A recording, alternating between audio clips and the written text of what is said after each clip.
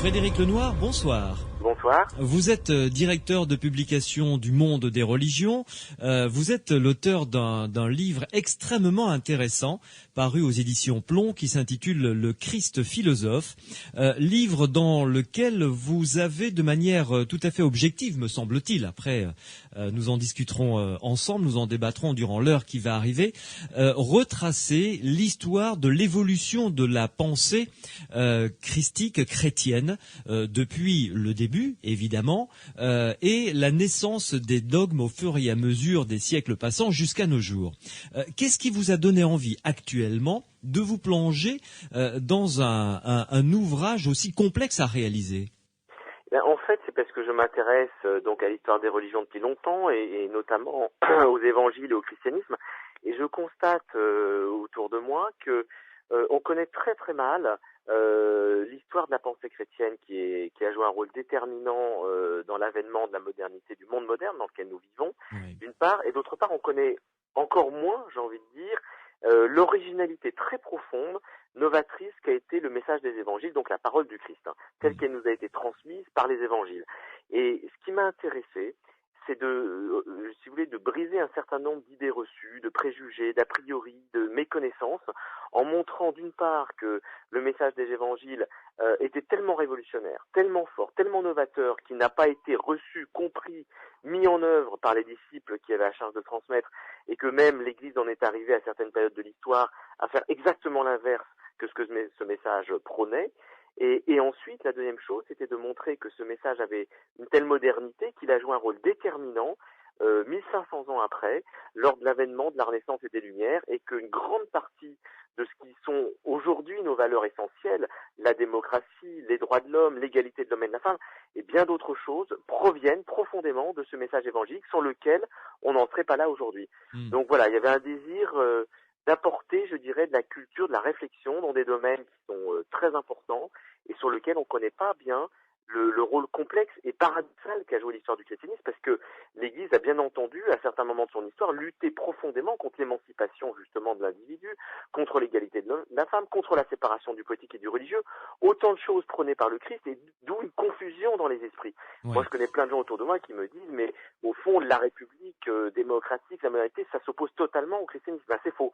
Ça s'est opposé historiquement profondément à l'Église catholique, mais pas du tout au message des évangiles. Non, c'en est même un prolongement, c'est ce que vous Un démontrez prolongement d'ailleurs laïque, dans voilà. votre livre. Alors, pour que l'on puisse bien cerner votre personnalité, Frédéric Lenoir, vous êtes philosophe, historien des religions, je l'ai dit, directeur de publication du Monde des religions. À titre personnel, je ne sais pas comment formuler la question. Êtes-vous croyant ou avez-vous la foi ? Moi, si vous voulez, je suis un humaniste, c'est-à-dire à titre personnel, ce qui m'intéresse le plus, c'est l'homme. Ouais. C'est véritablement comment fonder une cité humaine sur des valeurs communes qui permettent le respect, de vivre ensemble, quelles que soient nos différences, quelle que soit la différence de nos croyances. Et pour moi, c'est vraiment ça, à titre personnel, ma conviction profonde, c'est que dans toutes les religions, dans toutes les cultures, vous avez des vérités, vous avez des choses fortes qui permettent d'unir les hommes, et vous avez des dogmes, vous avez des éléments de violence qui les divisent. Donc, je me situe, si vous voulez, pas dans une religion contre une autre, c'est pas mon point de vue. Maintenant, au niveau de mes intimes convictions, sur le plan de l'au-delà, c'est-à-dire est-ce qu'il existe un monde invisible, est-ce qu'il existe quelque chose après la mort, c'est un petit peu ça, je pense, le sens de votre question. À titre personnel, je dirais que je suis plutôt croyant dans le sens où j'ai le sentiment, si vous voulez, que le monde réel tel qu'on peut le toucher, tel qu'on peut l'analyser par la science, la matière, n'épuise pas le réel profond. Et je crois qu'il existe effectivement un monde invisible qui nous enveloppe, qui est fait de choses qu'on ne peut pas encore comprendre. Et donc je pense, si vous voulez, qu'il existe effectivement un au-delà de ce monde. Ouais. Et je crois qu'il y a quelque chose après la mort. Mais là, on est vraiment sur le registre de la conviction, pas du tout de la certitude rationnelle. Sur le plan intellectuel, je suis un agnostique, c'est-à-dire je suis quelqu'un qui n'ait aucune certitude sur l'existence de Dieu ou pas. Sur le plan maintenant, je dirais plus affectif, plus du cœur, plus de l'intuition, je fais partie de ceux qui pensent que la vie a un sens, qui pensent qu'il existe un destin, que quelque chose nous échappe, si vous voulez. Mais je ne saurais pas le nommer. Dans ce sens-là, je ne me situe pas dans une religion particulière, je ne pratique pas une religion particulière, mais je suis touché par tous les messages spirituels ou philosophiques au sens où l'entendaient les Grecs, existentiels, qui sont attentifs aux questions ultimes de l'existence. Oui. Alors, dans votre livre, j'ai appris énormément de choses. Un livre qui, je le signale au passage à ceux et celles qui nous écoutent, est extrêmement facile à lire. Ça n'est pas une thèse, ça n'est pas quelque chose d'absolument abscon, de compliqué, où il faut avoir une culture générale et une culture des religions très très pointue. Vous l'avez voulu à la portée du plus grand large, du plus grand public possible. Tout à fait. Ça me paraissait extrêmement important. Aujourd'hui, vous savez, si on écrit une thèse ou un essai universitaire, on touche 3-4 000 personnes. Moi, j'ai pris le parti depuis des années d'essayer de transmettre un peu de connaissances et de culture et de réflexion et de partager la réflexion avec le plus grand nombre parce que c'est ça qui m'apparaît intéressant. J'ai écrit des romans, notamment des romans historiques qui véhiculent aussi un peu de connaissances et qui sont lus par des adolescents de 14 à 20 ans et c'est ce qui m'intéresse le plus. C'est véritablement d'apporter, si vous voulez, quelque chose qui permette aux gens de se faire leur propre opinion à partir d'un élément de réflexion, de culture, de connaissance. Et je trouve que la philosophie, elle est là pour nous apprendre à penser par nous-mêmes. Oui. Et moi, c'est ce que j'ai reçu. La philosophie m'a permis d'apprendre à me faire une opinion sur les choses. Et comme tout le monde n'a pas le temps, le loisir, la possibilité de consacrer 10 ans de sa vie à étudier les grands penseurs, j'ai eu cette chance et j'essaie de redonner ce que j'ai compris, ce qui m'a le plus intéressé à un public qui simplement se pose des questions et après il n'y a pas besoin d'avoir beaucoup de culture ou fait beaucoup d'études pour lire mes ouvrages. Ouais. Alors vous faites la référence aux ouvrages qui vous ont inspiré, dans lesquels vous vous êtes peut-être replongé pour écrire ce livre, Le Christ philosophe, aux éditions Plomb. Quelles sont vos références justement? Il y a évidemment les évangiles, mais il y a également les penseurs grecs et il y a d'autres textes sur lesquels vous vous êtes appuyé pour étayer tout ce que vous nous dites dans ce livre. Bon, si vous voulez, il y a trois choses. Vous avez les évangiles et déjà faire une lecture très attentive des évangiles. J'ai essayé de synthétiser, on va dire, la philosophie du Christ, c'est-à-dire son éthique, au-delà de la religion. Quel est ce message universel qui fait qu'il nous parle encore? Donc j'ai synthétisé dans les évangiles, qui sont pas très faciles à lire pour quelqu'un qui n'est pas habitué, où est-ce que le Christ va montrer que l'homme et la femme sont absolument égaux, que tous les êtres humains, quelle que soit leur culture, leur religion, leur race, etc., sont d'égale dignité, que l'amour est au-dessus de la foi, est au-dessus de tous les dogmes, etc. Donc j'ai montré qu'il y a une éthique universelle dans le christianisme qui est dans les évangiles et j'ai essayé d'en faire la synthèse. Donc ça c'est déjà tout un premier travail. Après, si vous voulez, il y a un deuxième travail qui est de montrer comment, à partir de la Renaissance, essentiellement le 15e, 16e siècle, et ensuite les Lumières, les auteurs de la modernité, c'est-à-dire ceux qu'on cite aujourd'hui comme les pères fondateurs du monde moderne, ça va de Erasme, Voltaire, Locke, Kant, comment tous ces grands penseurs, qui étaient certains croyants, d'autres n'étaient pas croyants, certains étaient francs-maçons, d'autres étaient catholiques, il y avait de tout. Voltaire et Kant étant sur la liste interdite par l'Église à un moment. Bien sûr, mais ce sont des gens qui se sont opposés fortement à l'Église et qui en même temps connaissaient très bien les évangiles, connaissaient très bien cette éthique, cette philosophie du Christ dont je parle dans le livre, et se sont appuyés sur elle pour lutter contre l'Église. Et c'est ça qui m'a intéressé dans ce livre, c'est de montrer le grand paradoxe de l'histoire du christianisme, c'est que finalement, le message évangélique a été porté par l'Église, malgré tous ces égarements, malgré l'Inquisition dont je parle longuement pour expliquer qu'elle a été une perversion totale de ce qu'est le message chrétien, malgré tout l'Église a porté ce message jusqu'à la connaissance des modernes qui l'ont utilisé contre elle, en disant vous parlez de séparation, Jésus parle de séparation du politique et du religieux, faisons-le, créons un État laïque où la religion n'a rien à dire, où chacun est libre de croire comme il veut, mais c'est pas la religion qui va gouverner la cité. Et donc, ils ont mis en œuvre, si vous voulez, une grande partie de l'éthique du Christ contre les institutions religieuses. C'est pour ça qu'aujourd'hui, effectivement, on a le sentiment que la religion s'oppose au monde laïque, s'oppose à la modernité, s'oppose à la démocratie. Mais c'est vrai, historiquement, dans le combat qu'a mené l'Église catholique contre l'émergence du monde moderne, c'est faux si on regarde les choses du point de vue de l'histoire des idées.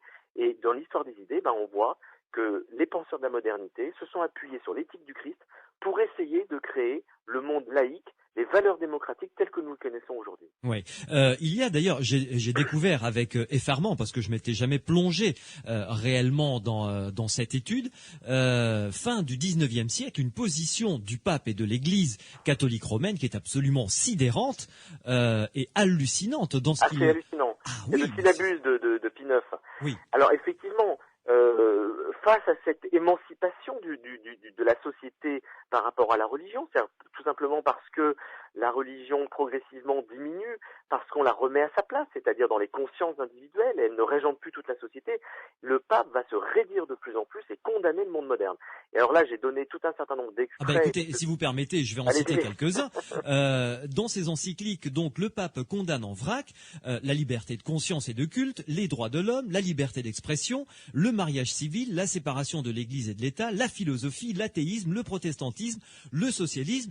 Il y a de quoi se faire dresser les cheveux sur la tête. Ah bah, tout ce qui n'est pas catholique et romain est condamné comme des égarements dangereux, sataniques, et des auteurs, il faut savoir, des auteurs profondément chrétiens, comme Victor Hugo, ont été condamnés, vivement condamnés par le pape, parce que simplement, ils étaient libéraux, et ils pensaient que le christianisme, justement, pouvait parfaitement s'accommoder d'un univers profane, démocratique, d'une république.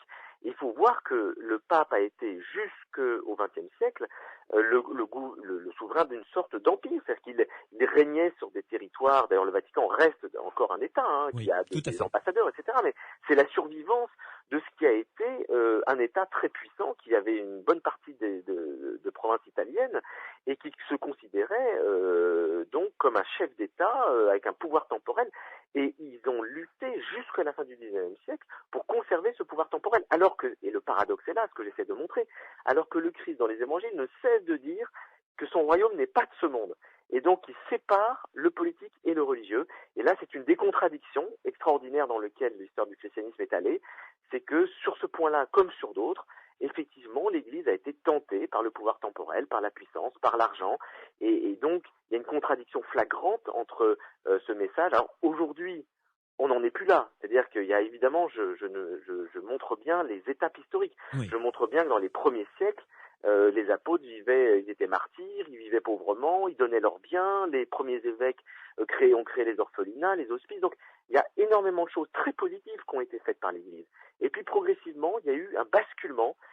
C'est commencé véritablement à la fin du IVe siècle, lorsque Constantin dans un premier temps et Théodose dans un second temps, empereur romain, ont fait de l'Église catholique la religion officielle de l'Empire romain. Juste après le concile de Nicée, en fait. Le concile de Nicée, et puis ensuite le concile de Carthage, et il y a eu progressivement, si vous voulez, une tentation du pouvoir temporel. L'Église est devenue puissante, et elle a pris goût au pouvoir temporel. Et elle a continué de faire des choses qui ont été admirables, parce qu'il y a eu effectivement quantité d'œuvres charitables qui ont été développées par l'Église, et puis à côté de ça, il y a eu des choses épouvantables, et dont la pire, à mon avis, que j'analyse en profondeur dans ce livre, parce que c'est vraiment la perversion totale du message chrétien, c'est l'Inquisition, c'est-à-dire torturer quelqu'un, le faire périr, au nom de la charité chrétienne pour sauver son âme. Et là, en violant sa liberté de conscience. On arrive vraiment à une absurdité totale, et j'essaie de comprendre comment on a pu en arriver là, et au fond, de montrer, c'est pour ça que je commence ce livre avec un extrait des frères Karamazov, de Dostoïevski, effectivement.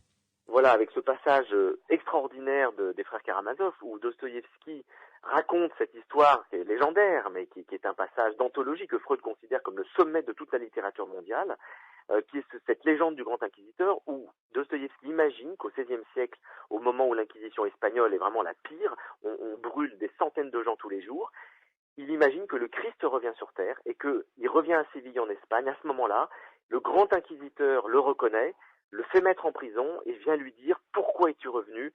alors que nous avons eu tant de mal à nous débarrasser de ce message de liberté que tu as lancé sur la terre, mais sache que les hommes ne veulent pas de la liberté, ils veulent de la sécurité, et nous, l'Église, nous avons apporté la sécurité en empêchant les hommes d'être libres. Et là, il y a un dialogue de 20 pages extraordinaire entre le Christ et le grand inquisiteur, dont j'essaye de donner un petit peu la quintessence dans ces pages, qui ouvrent le livre et qui montrent bien la contradiction absolue à laquelle on en est arrivé.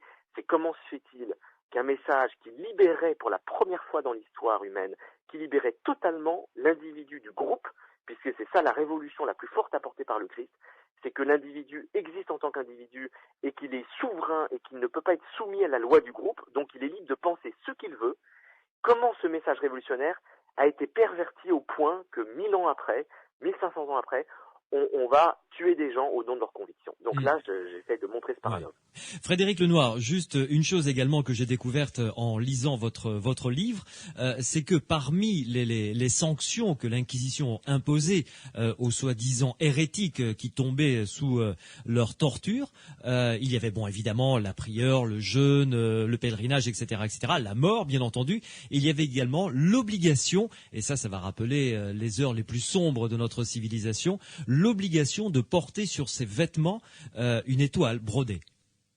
Et oui, c'est-à-dire que, de manière générale, le problème, si vous voulez, qui était posé à l'Église par les hérétiques, c'est qu'ils avaient une pensée divergente de la pensée dominante. Et donc, ce qui était, pour la société chrétienne, il faut comprendre qu'on était dans un monde chrétien dans lequel on considérait que c'était pas possible de ne pas être catholique.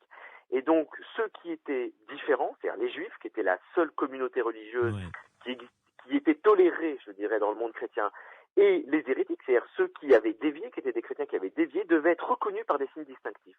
Et donc, c'est là qu'est née la fameuse idée d'une pièce de couleur qui a joué un rôle, effectivement, ensuite dramatique à notre époque. Mais cette idée est née dans le monde chrétien. Il faut reconnaître ceux qui pensent différemment. Si possible, les éliminer, mais qu'on les élimine pas, au moins qu'on les identifie clairement. Ceux-là pensent mal. Voilà, c'est un peu cette idée-là.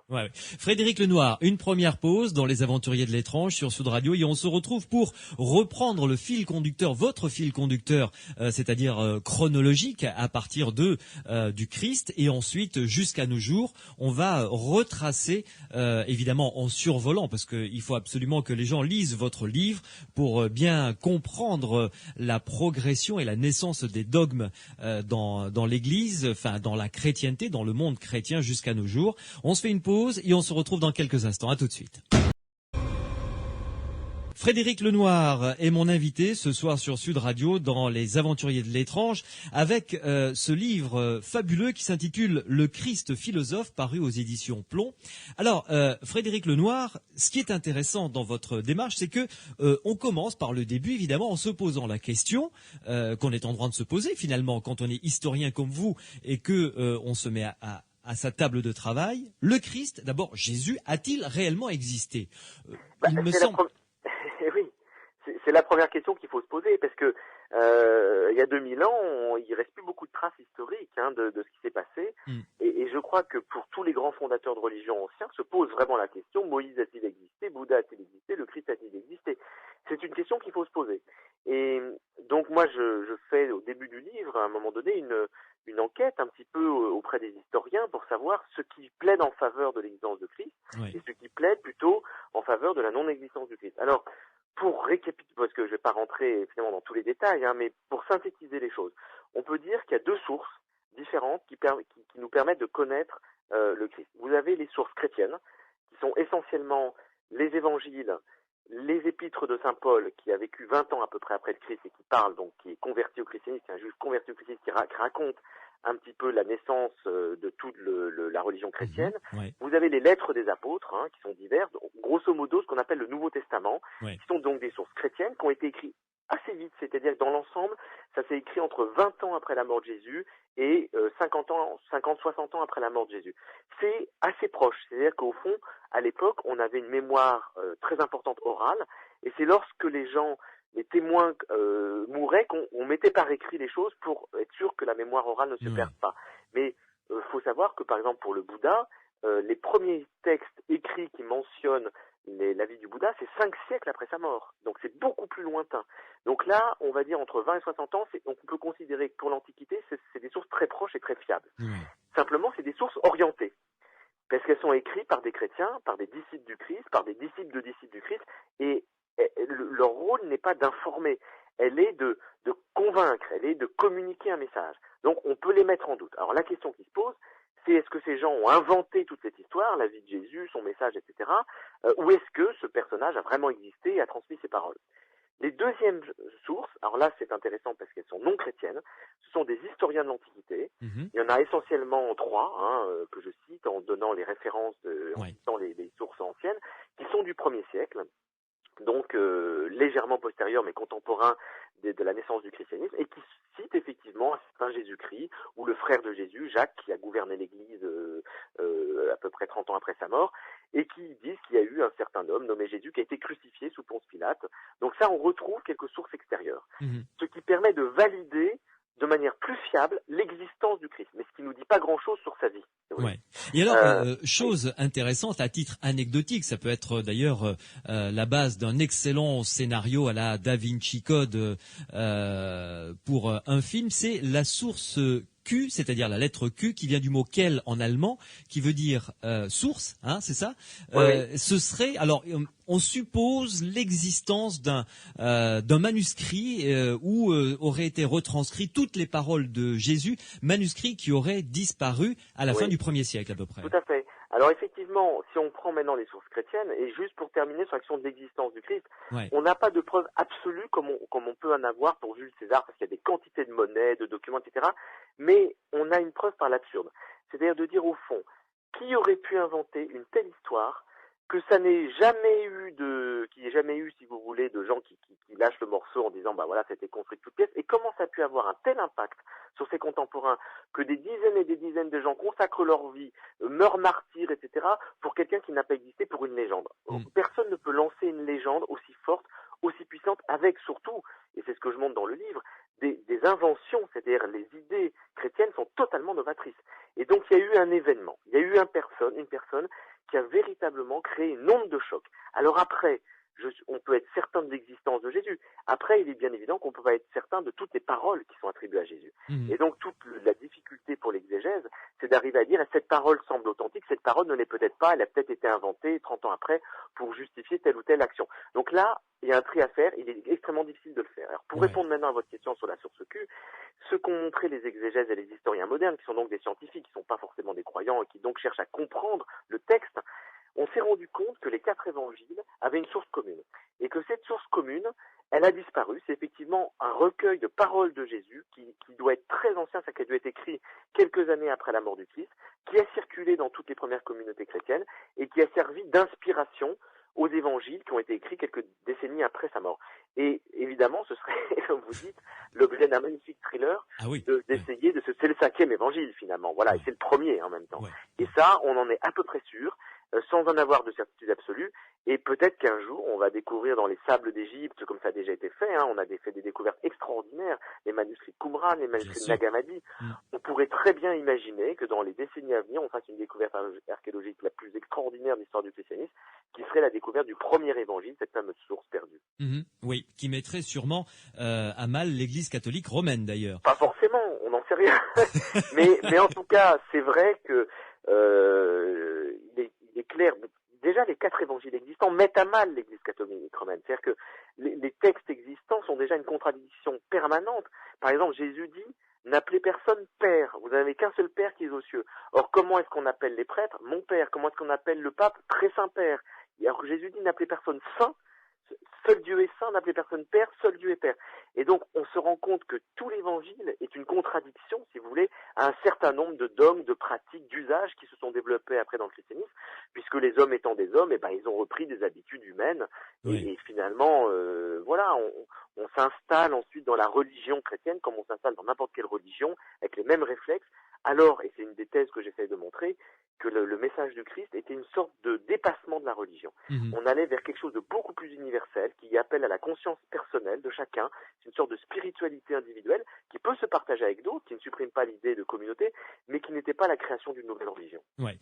Frédéric Lenoir, dernière chose concernant le Christ et l'histoire, de manière tangible. Les historiens s'accordent à dire en règle générale que la naissance du Christ, ce serait aux alentours de -4 à peu près. Donc avant sa naissance, voilà. Oui, il est né 4 ans avant lui. Oui, voilà. Et qu'il serait mort non pas à l'âge de 33 ans, mais 35-36 ans à peu près. C'est-à-dire que ça décale les choses. Parce qu'effectivement, on pensait qu'il était né en l'an 0 et qu'il était mort à 33 ans.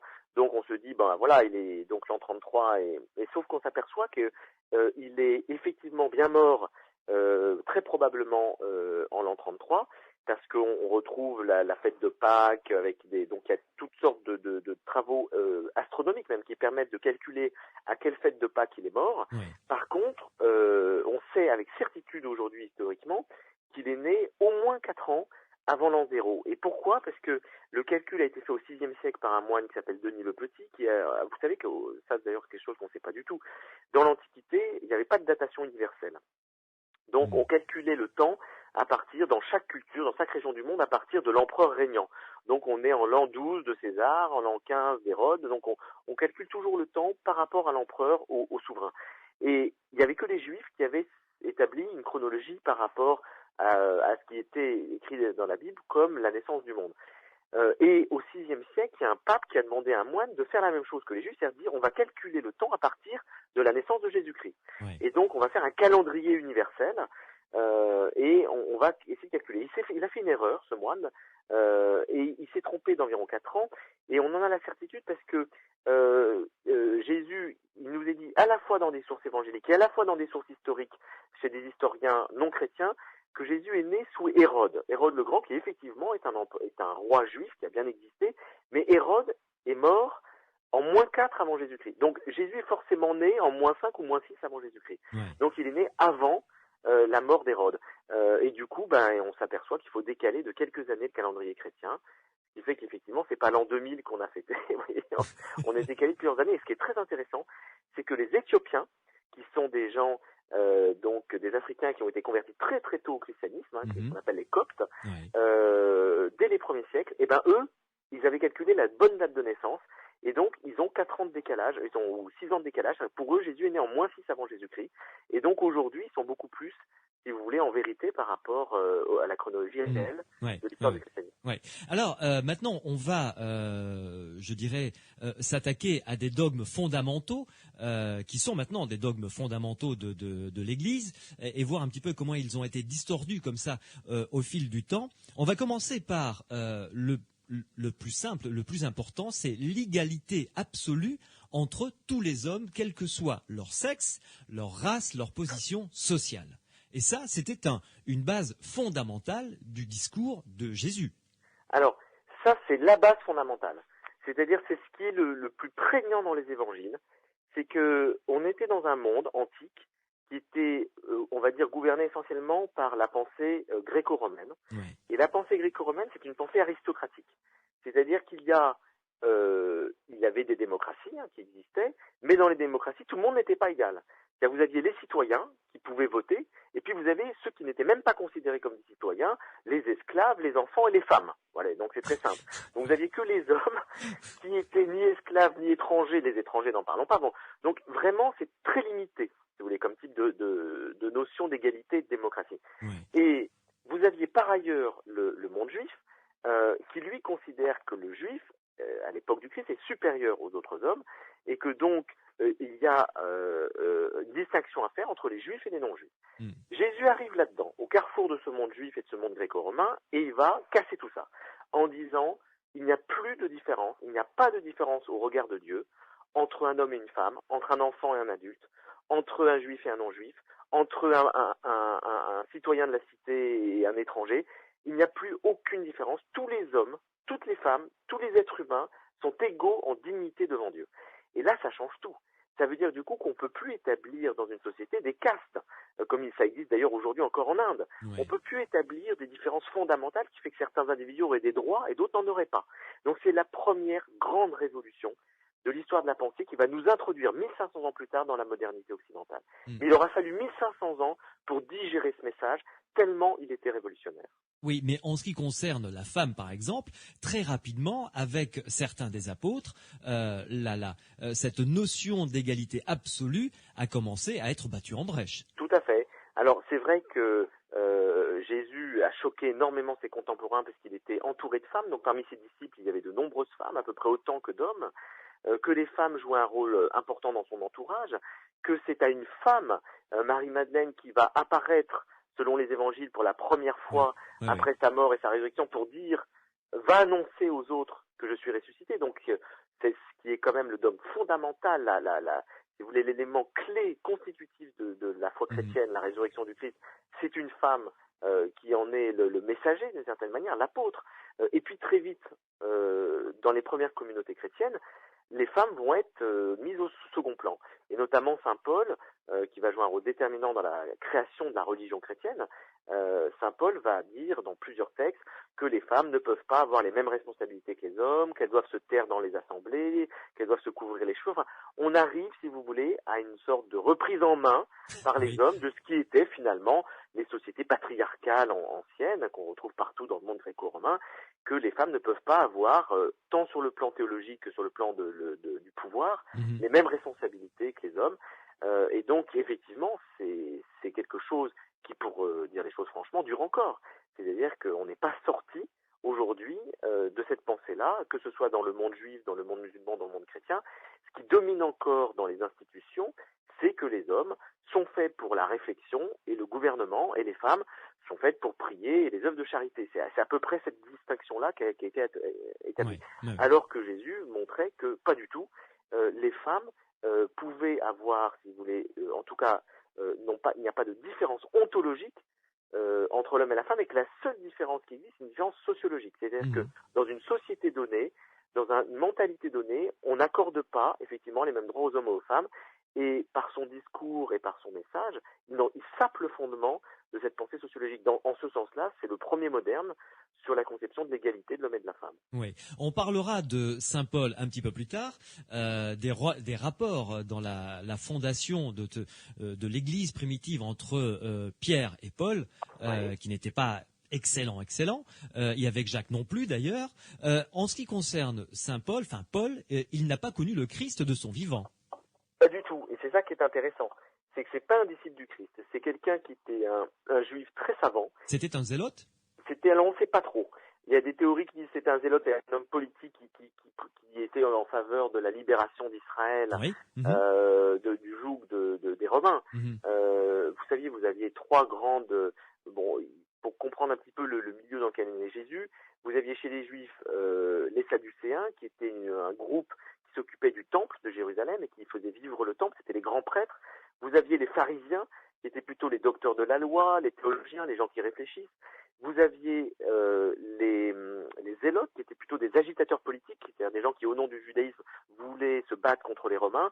Et puis vous aviez les Esséniens, qui étaient des ermites qui allaient vivre dans la Cèse et dans la solitude. C'est ceux qui ont vécu à Qumran, dont on a retrouvé les manuscrits. Alors Jésus, lui, il dialogue avec tout le monde, mais il fait partie, on voit bien, d'aucun de ces groupes. Il est totalement libre par rapport à ces groupes. Saint Paul, lui, était certainement un pharisien. C'est-à-dire c'était quelqu'un qui était un intellectuel, mais un pharisien qui était peut-être aussi un zélote. Donc ça, il y a des thèses là-dessus qui sont un peu contradictoires. En tout cas, c'était un homme violent. C'était un homme qui avait beaucoup d'agressivité en lui, et à tel point qu'il commençait par persécuter très violemment les chrétiens. Il nous est raconté dans le livre des Actes des Apôtres, qui est un récit très, très étonnant, qui raconte les débuts de l'Église primitive, et dont vraiment l'authenticité semble très fiable, qui nous raconte que Paul, avant de se convertir au christianisme, par exemple, c'est lui qui a organisé le martyre d'Étienne. Oui, en le lapidant. En le lapidant, en le faisant lapider, tout simplement, parce que c'était un juif très, très zélé, on peut dire, qui ne supportait pas l'idée de la réforme qu'avait introduit Jésus dans la religion juive. Et puis un jour, il nous est raconté dans les Actes des Apôtres que Paul va à Damas pour persécuter des chrétiens et pour les faire mettre en prison, et il a une révélation. Il tombe de cheval et il perd la vue et il entend une voix qui lui dit Paul, pourquoi, enfin Saul, parce que c'était son nom juif, pourquoi me persécutes-tu ? Voilà. Pourquoi me persécutes-tu ? Il lui dit mais qui es-tu ? Et il lui dit je suis Jésus que tu persécutes. Et à ce moment-là, Paul va raconter cette conversion, ça va totalement le transformer et il va devenir un chrétien ultra zélé, c'est-à-dire il va plus persécuter les chrétiens, mais il va plutôt se retourner contre les juifs, expliquer qu'ils n'ont rien compris, que le christianisme c'est une révolution totale, et ça va devenir un des apôtres qui va convertir le plus de gens, et on peut dire que l'Église est née véritablement avec l'action extraordinaire missionnaire de Saint Paul, mais avec tous les excès que ça a accompagné, parce que Paul était quelqu'un d'excessif, c'était quelqu'un d'entier, d'absolu, et qui a mis toute sa violence intérieure, toute sa fougue au service de la foi chrétienne, mais en lui donnant aussi une connotation qui n'était peut-être pas tout à fait celle de Jésus sur certains points. Déjà, on sent 1 degré ou 2 de différence, et après, avec le temps, ces 2 degrés au départ, évidemment, amènent à des différences énormes. Imperceptiblement, tout évolue un peu différemment, exactement. Frédéric Lenoir, une pause dans Les Aventuriers de l'étrange sur Sud Radio, et nous allons continuer comme ça à découvrir votre progression à travers le livre dont je rappelle le titre, votre livre, Le Christ philosophe, aux éditions Plomb. Frédéric Lenoir, qui est directeur de publication du Monde des religions, historien des religions, philosophe, d'ailleurs a signalé quand même un peu de publicité pour le Monde des religions. Il y a un très très bon document, non pas un document, mais un dossier sur le christianisme primitif. Voilà, les premiers chrétiens, comment vivaient les premiers chrétiens en l'entend. Donc, se reporter à ce dossier et également à votre livre le Christ philosophe, paru aux éditions Plomb, pour continuer à découvrir la distorsion entre le discours de Jésus et ce qui en est maintenant de l'Église chrétienne ou l'Église catholique romaine, pour parler de la portion la plus importante de la chrétienté, la liberté de conscience. Ça, c'était vraiment, à la base, quelque chose de fondamental également dans le discours de Jésus. Oui, tout à fait. C'est une des choses qui m'est apparue, moi, le plus importante dans la révolution aussi des évangiles. Il y a l'égale dignité de tous les êtres humains, on en a parlé. Il y a la liberté de conscience. Et il y a une parole que je trouve tellement forte et tellement extraordinaire que je l'ai longuement commentée dans l'épilogue du livre, c'est la rencontre de Jésus avec la femme samaritaine. Et je crois que pour faire comprendre ce que c'est que la liberté de conscience pour le Christ, j'ai envie d'en dire un petit mot, si vous voulez bien. Avec plaisir. C'est un passage de l'évangile de Saint Jean, chapitre 4, où Jean nous raconte, Jésus marche avec ses disciples, il traverse la Samarie, et la Samarie, c'est une petite région, une petite enclave dans le monde juif de l'époque, où il y a des hérétiques, on va dire, qui sont les Samaritains. Les Samaritains, ce sont des gens qui ne pensent pas comme les Juifs, qui sont d'origine juive, mais qui ne sont pas d'accord avec la grande majorité des Juifs, qui considèrent que le temple de Jérusalem est le lieu où on doit rendre un culte à Dieu. Et les Samaritains, eux, pensent que le lieu où on doit rendre un culte à Dieu, c'est la montagne de Samarie. Donc ils ont fait un temple sur la montagne, et ils pensent que c'est pas à Jérusalem, mais sur la montagne de Samarie qu'on doit rendre un culte au vrai Dieu. Et ils sont du coup détestés des Juifs, et tous les évangiles sont traversés de phrases très violentes où on montre que les Juifs détestent les Samaritains détestent les Juifs. Donc on est dans l'histoire classique des religions. Et Jésus s'arrête en Samarie, il a soif, ses disciples partent acheter des provisions, il reste seul en pleine chaleur, il est midi, et une femme arrive, une Samaritaine, et il va s'engager un dialogue assez extraordinaire entre cette femme et Jésus, et cette femme est traversée par une grande question, elle lui dit, mais où faut-il adorer? Est-ce qu'il faut adorer Dieu à Jérusalem, comme le disent les Juifs, ou est-ce qu'il faut adorer sur cette montagne, comme le disent les Samaritains? Et Jésus a une phrase que je trouve tout à fait extraordinaire, il lui dit, crois-moi, femme, l'heure vient, où ce n'est ni à Jérusalem, ni sur la montagne qu'il faut adorer, mais il faut adorer en esprit et en vérité, car Dieu est esprit. Qu'est-ce que ça veut dire? Ça veut dire que Jésus nous dit, peu importe que vous vous fassiez partie de telle religion, que vous soyez juif, chrétien, musulman, bouddhiste, que vous alliez adorer dans une église, dans une synagogue, ça n'a pas d'importance. Ce qui est important, c'est que vous adoriez dans votre conscience, à l'intérieur de vous. Vous alliez à l'intérieur de vous-même. Dieu étant esprit, il n'est pas lié à une partie de la terre, il n'est pas lié à un espace sacré, il n'est pas lié à telle ou telle culture. Il est au-delà de toutes les cultures, et chaque homme peut retrouver la relation à Dieu, c'est-à-dire à l'absolu, dans son cœur, dans son esprit, et ce qui compte, c'est d'adorer en esprit et en vérité, c'est-à-dire de suivre sa conscience selon la vérité.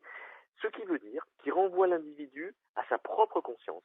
Et ce qui compte, c'est la vérité qu'on a dans notre vie par rapport à ce que nous dicte notre conscience et qui, pour Jésus, est éclairée directement par Dieu. Et donc, c'est quelque chose qui sape les religions. C'est-à-dire qu'à partir d'une telle parole, on ne peut plus dire la vérité est à Rome, la vérité est à Jérusalem, la religion vraie, c'est celle-là. Donc la Samaritaine nous pose cette question, quelle est la religion vraie? Et Jésus lui répond, peu importe, il y a peut-être des religions qui sont plus importantes que d'autres, qui vont plus loin mais l'essentiel, c'est d'aller à l'intérieur de son cœur. La religion vraie, on la trouve à l'intérieur de soi. Et là, c'est une parole extraordinaire, qui n'a pas pu être mise en acte ensuite par l'Église, parce qu'évidemment, ce serait aller contre toute institution d'une parole pareille. Et donc, Jésus fonde la liberté de conscience, c'est-à-dire la liberté de croyance au-delà des groupes humains. C'est que chaque individu est responsable de sa foi. Et à partir de là, évidemment, cette parole ne va pas être mise en acte. Oui, mais à ce moment-là, je veux dire, cette idée que Jésus apporte est totalement novatrice par rapport à l'époque et dangereusement révolutionnaire. Tout à fait. Et c'est vrai que ce message est tellement révolutionnaire qu'il n'a pas pu être entendu d'une certaine manière par ses contemporains. Et très vite, ses disciples, qui sont devenus l'Église, a fait ce qu'aurait fait n'importe quelle institution, c'est-à-dire à considérer que la vérité appartenait à une tradition, à un groupe, à une institution qui devait dire aux gens ce qu'ils devaient croire et pas croire. Et finalement, elle a contredit par sa pratique, par la naissance du dogme, par la naissance plus tard de l'Inquisition, elle a contredit ce qui était ce message fondamental du Christ. Ce qui compte, c'est véritablement la liberté de croyance de chaque individu. Il y a eu différentes grandes étapes dans la distorsion de ce message à partir, on va dire, de l'an 0 jusqu'à maintenant, en 2007. Vous considérez que les grandes étapes ont été lesquelles? Bon, on peut considérer qu'il y a une première rupture juste après la mort de Jésus. C'est-à-dire que le message des évangiles, c'est déjà extraordinaire que des apôtres qui n'ont pas forcément tout compris l'aient quand même mis par écrit. Et on a des paroles dans les évangiles qui n'ont jamais été mises en acte, n'ont jamais été comprises, si vous voulez, par ceux qui ont suivi.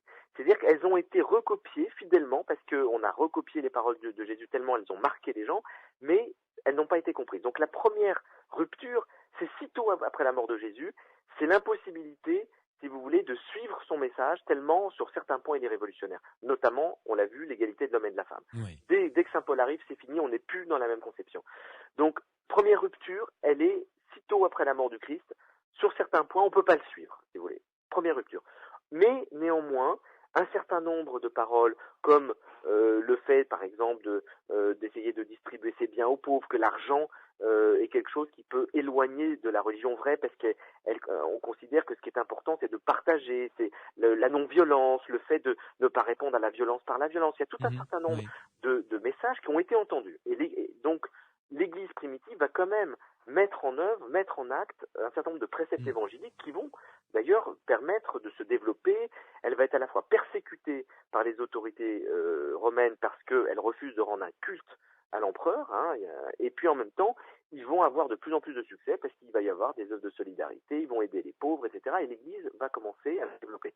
Et la deuxième rupture, elle intervient au IVe siècle, au moment où l'Église devient majoritaire. C'est-à-dire qu'elle était une minorité persécutée, elle va devenir une majorité persécutrice. C'est-à-dire du jour, en quelques décennies, sans qu'elle ait rien fait pour ça, puisque Constantin va faire de l'Église romaine le centre de l'Empire.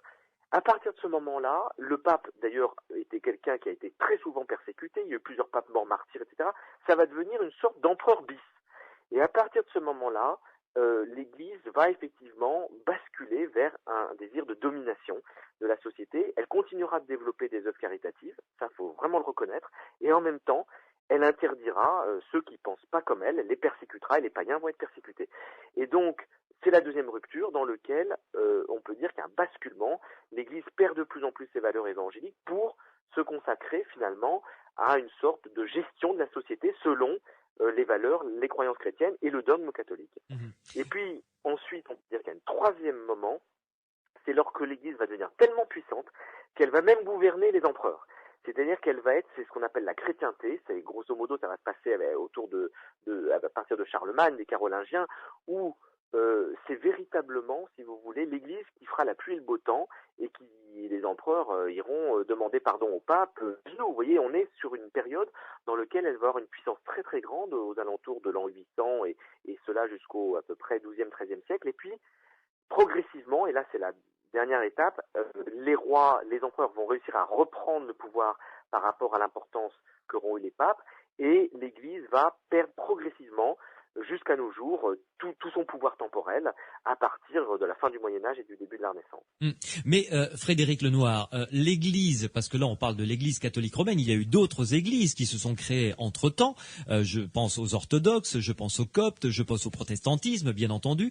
Mais l'Église la plus majoritaire, donc catholique romaine, a eu plusieurs fois la possibilité de surfer sur la vague de la modernité et d'aller dans le sens de la vie, ce qu'elle a refusé à chaque fois, se mettant au contraire, se dressant comme une barrière. Eh ben, on l'a vu par exemple avec les droits de l'homme. Oui. Lorsque la Révolution française et américaine, anglaise, enfin toutes les révolutions à la fin du XVIIIe siècle ont prôné, si vous voulez, des droits, des Bill of Rights, des droits humains fondamentaux qu'il faut qu'on respecte la pensée de chacun, la liberté de conscience, la liberté de tolérance, la liberté d'expression, l'égalité des hommes et des femmes. Lorsque tous ces droits de l'homme ont été publiés, l'Église s'y est totalement opposée.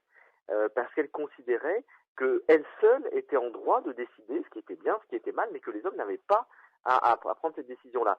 Alors que le message lui-même des droits de l'homme, c'est ce que je montre dans ce livre, est profondément d'inspiration évangélique. C'est-à-dire que ceux qui ont rédigé les droits de l'homme se sont directement inspirés des évangiles. Et la notion d'égalité, liberté, égalité, fraternité, qui est la devise républicaine française, ce sont trois mots clés qui sont au cœur du message évangélique. Donc, mais simplement, on l'a laïcisé, c'est-à-dire qu'on l'a sorti du contexte religieux, clérical, on pourrait dire, pour en faire des valeurs universelles auxquelles adhère tout le monde, quelle que soit sa religion. Et l'Église n'a pas accepté ça, parce qu'elle s'est dit à partir du moment où on va laïciser la pensée chrétienne, eh ben ça va nous échapper. C'est-à-dire le pouvoir va nous échapper. On ne pourra plus contrôler les choses. Et c'est ce que je trouve vraiment fascinant dans l'histoire de l'Occident, c'est qu'au fond, les valeurs les plus profondes de l'Évangile se sont développées en dehors de l'Église. Et aujourd'hui, nous vivons tous dans des valeurs qui sont chrétiennes, sans même qu'elles aient l'étiquette chrétienne, ça n'a aucune importance, et que l'Église a profondément combattu pendant des siècles.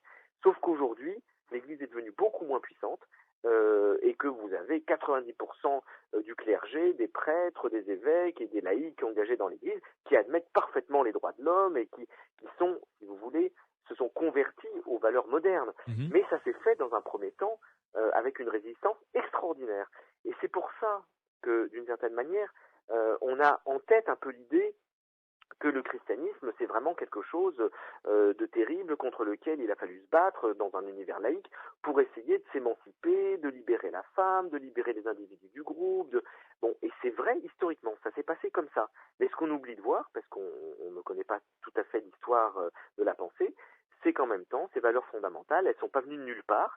Et moi, la grande question que je pose dans ce livre, c'est est-ce que la modernité, les droits de l'homme, la démocratie, pourquoi est-ce que ce n'est pas né en Chine? Pourquoi est-ce que ce n'est pas né en Inde? Pourquoi est-ce que ce n'est pas né dans l'Empire ottoman? Pourquoi est-ce que c'est né en Occident?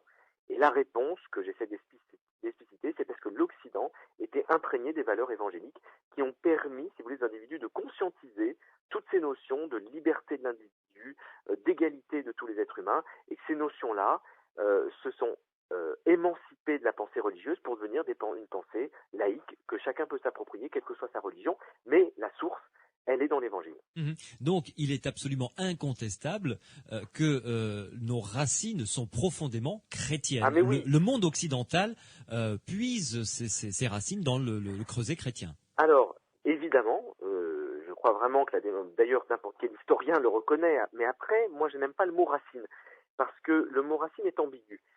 La racine, c'est un peu ce qui est à la source, si vous voulez. Oui. Or, le christianisme n'est pas à la source de tout ça.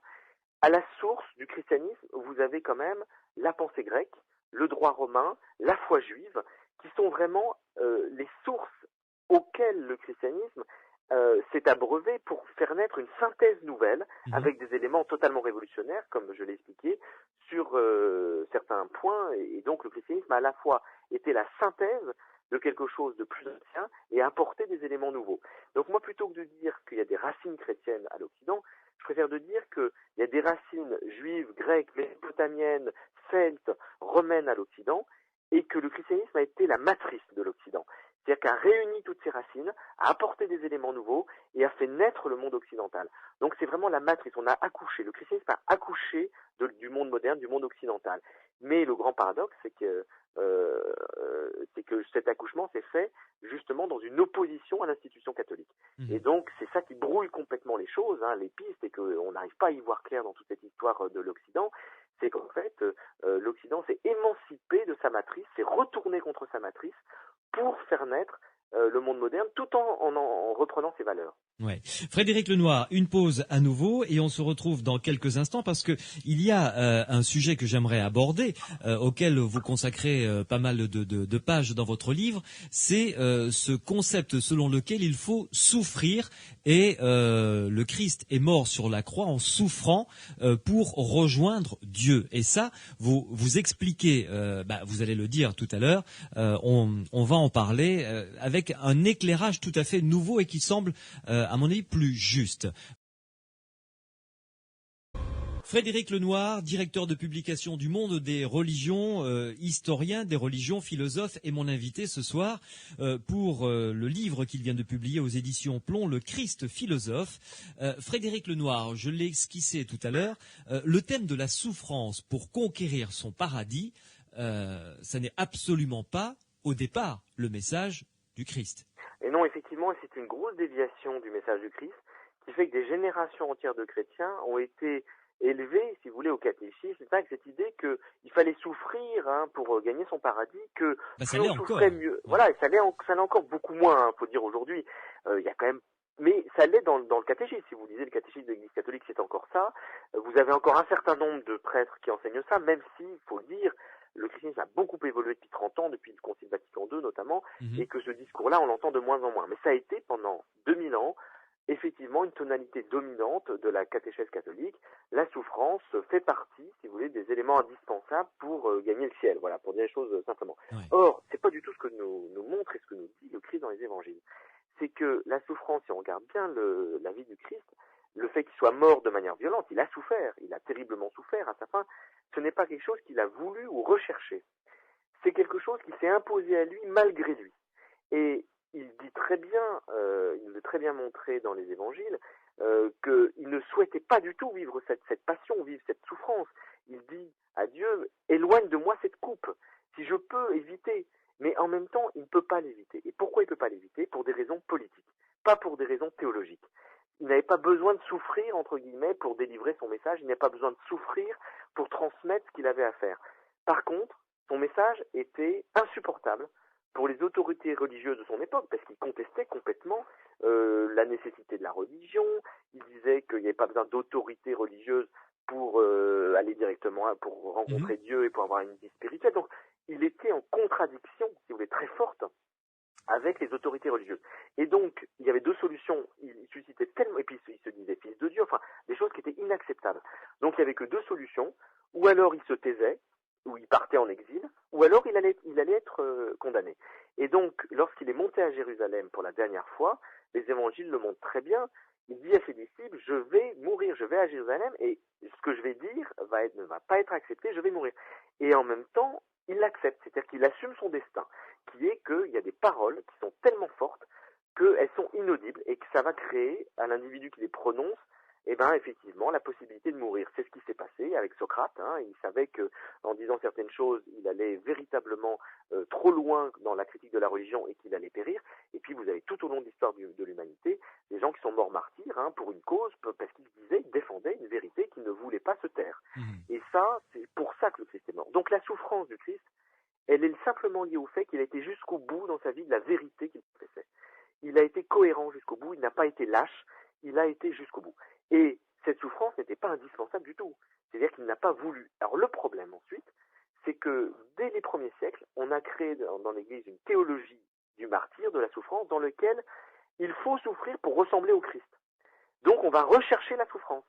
On va chercher à se flageller, on va chercher à ne pas avoir de plaisir terrestre, on va jeûner, on va multiplier les pénitences pour ressembler au Christ. Mais c'est complètement absurde. On n'est pas du tout dans une nécessité. Par contre, ce que veut montrer le Christ, c'est que si nous arrive une souffrance qu'on ne peut pas éviter, cette souffrance peut nous aider à grandir. C'est-à-dire que si vous arrive une épreuve, si on a une maladie grave, on peut soit être écrasé par cette souffrance, par cette épreuve, un deuil, une maladie, soit on peut essayer de comprendre que cette épreuve peut nous aider à aller chercher à l'intérieur de nous, ou auprès de Dieu, ou quel que soit le contexte, des ressources qu'on ne soupçonnait pas. Et donc une épreuve peut écraser et une épreuve peut faire grandir. Ça oui, c'est un message chrétien. Mais dire qu'il faut aller rechercher la souffrance, c'est une absurdité.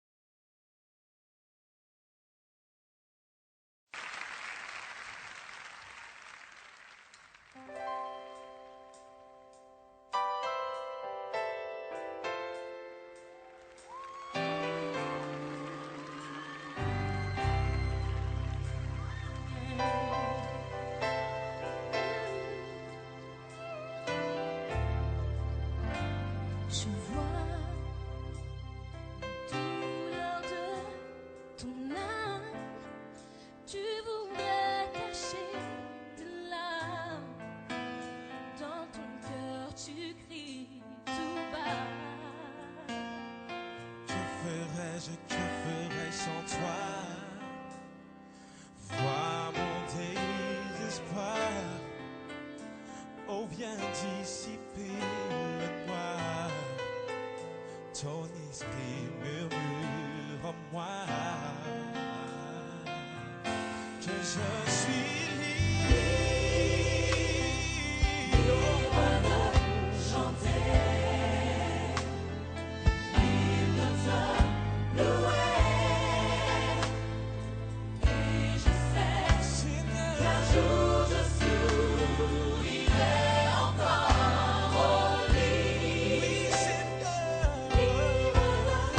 Choisir de t'appartenir.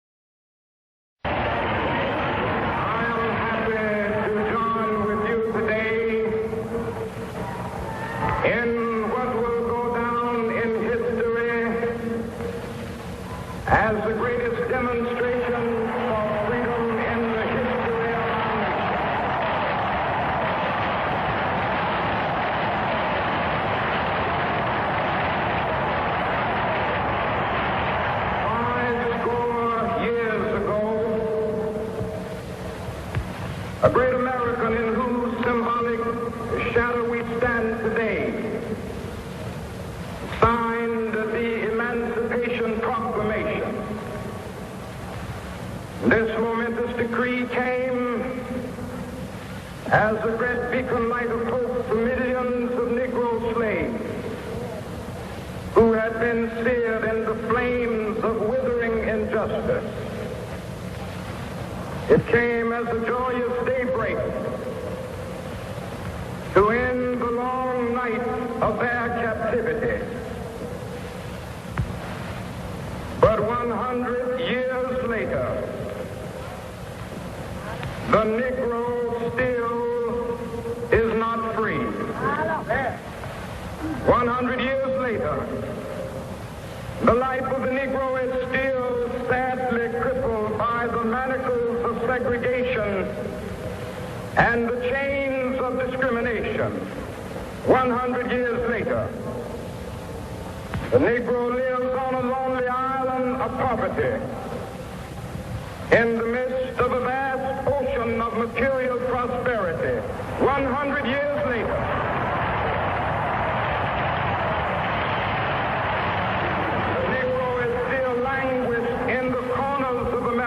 society and finds himself in exile in his own land. We have also come to this hallowed spot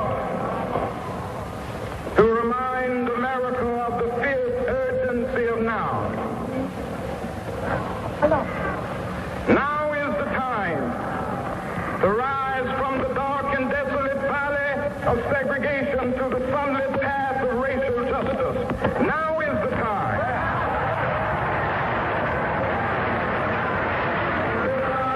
From the quicksands of racial injustice to the solid rock of brotherhood. Now is the time.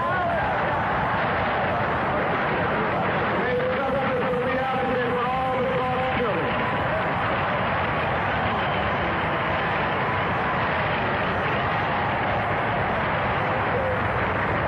There will be neither rest nor tranquility in America until the Negro is granted his citizenship rights.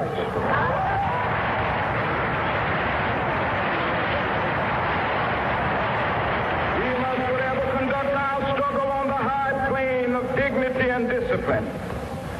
We must not allow our creative protest to degenerate into physical violence. Again and again, we must rise to the majestic heights of meeting physical force with soul force. The marvelous new militancy which has engulfed the Negro community must not lead us to a distrust of all white people. For many of our white brothers, as evidenced by their presence here today, have come to realize that their destiny is tied up with our destiny.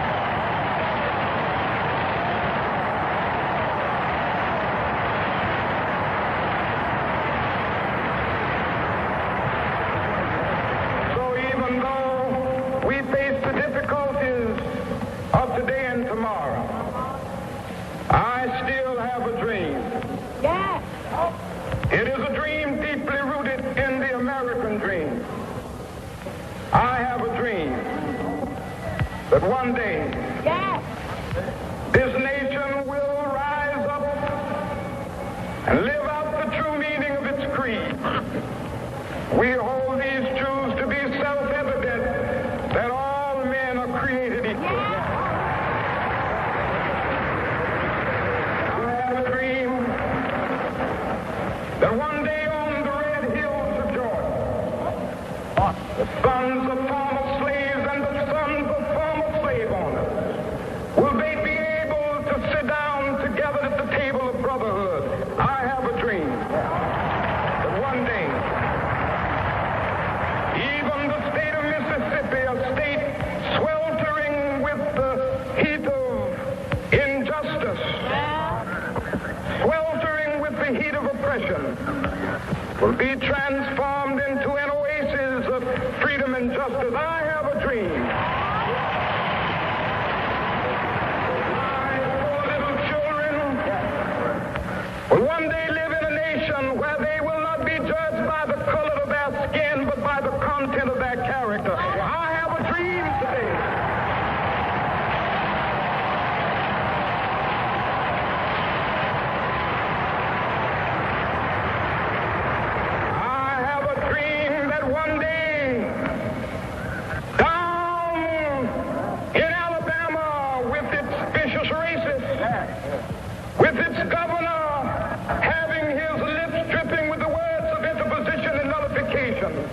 One